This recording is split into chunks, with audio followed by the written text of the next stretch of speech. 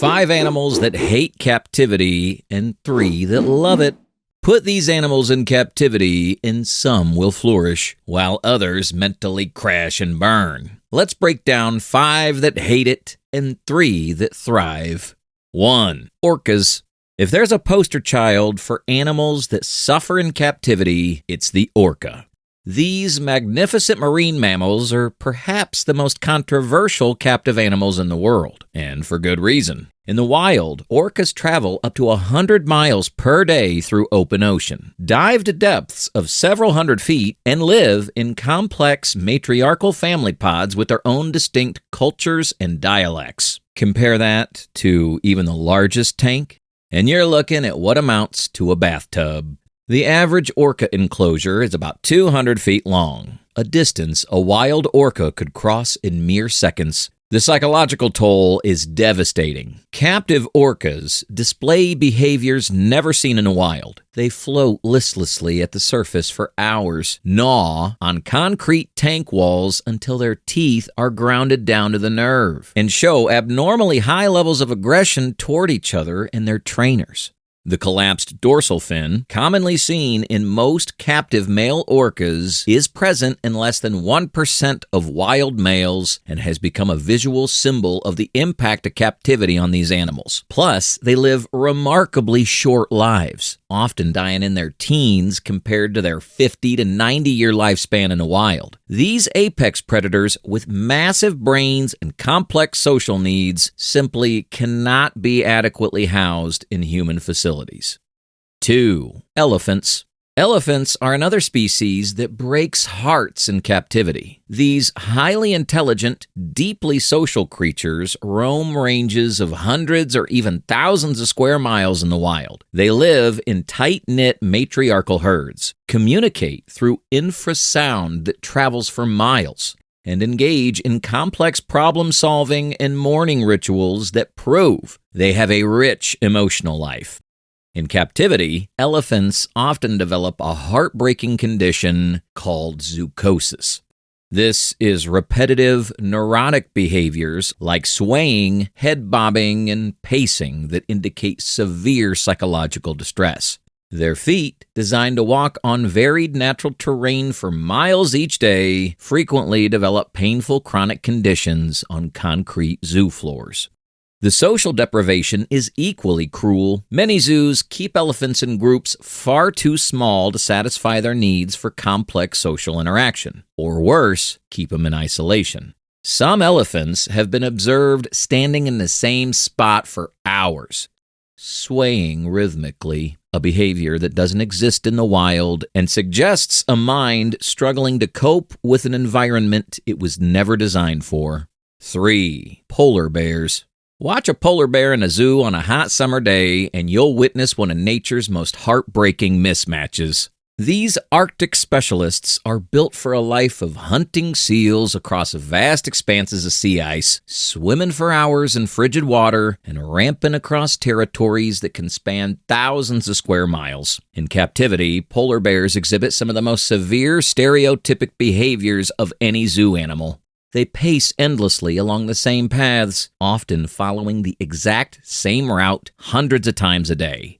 Some swim repetitive patterns in the pools for hours, executing the same turns at the same spots like living automatons. This behavior is so common and so disturbing that it's become a focal point for animal welfare advocates. The climate issue alone is cruel. Keeping an animal designed for sub-zero temperatures or in temperate or even warm climates seems fundamentally misguided, but beyond temperature, there's simply no way to replace the cognitive challenges of hunting seals through ice holes or the sheer space these solitary wanderers require. A polar bear enclosure, no matter how enriched, is a prison for an animal designed to roam the top of the world.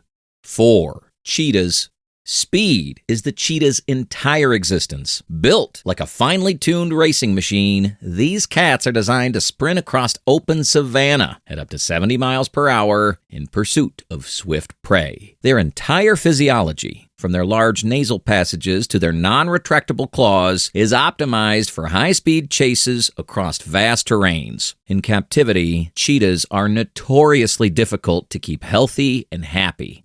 They're extremely stress-sensitive, and the confined spaces and constant human presence that come with captivity often send their stress hormones skyrocketing. Many captive cheetahs fail to reproduce, and those that do often reject their cubs. They're prone to anxiety-related health problems, and without the ability to engage in their natural hunting behaviors, they often become depressed and lethargic.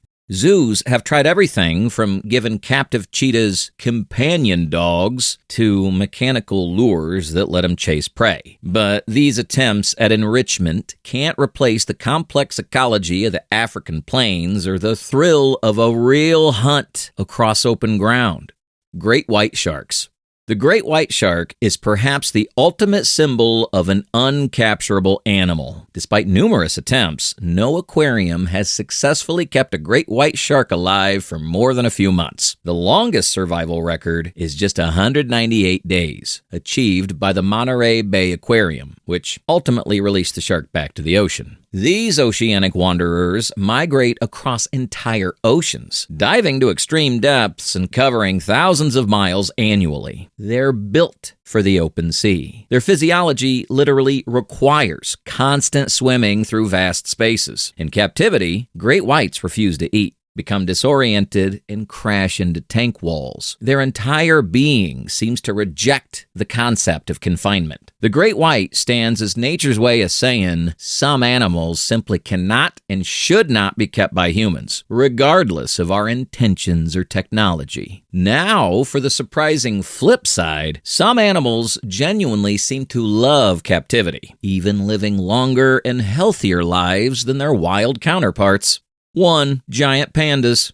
This might seem counterintuitive, given pandas' endangered status, but these bamboo munchers have actually found captivity to be a pretty sweet deal. Wild pandas face constant challenges, including habitat loss, difficulty finding mates in fragmented forests, and the fact that bamboo periodically dies off en masse, leading to starvation. In captivity, pandas receive specialized veterinary care, perfectly calibrated diets, and carefully managed breeding programs that have actually saved the species from the brink of extinction. Captive pandas live significantly longer than wild ones, often into their 20s and even 30s, compared to a wild lifespan closer to 15 to 20 years. The success of the captive breeding program has been so remarkable that China has been able to reintroduce pandas back into the wild. If that's not an endorsement of their captive conditions, what is?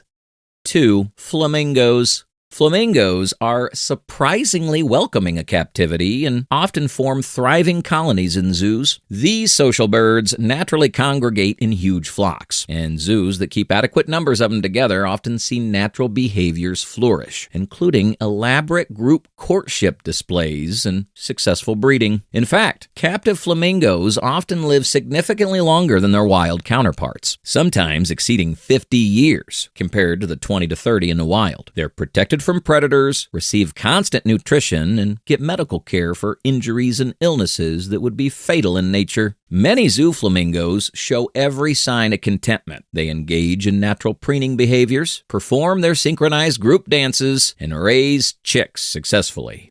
3. Naked mole rats.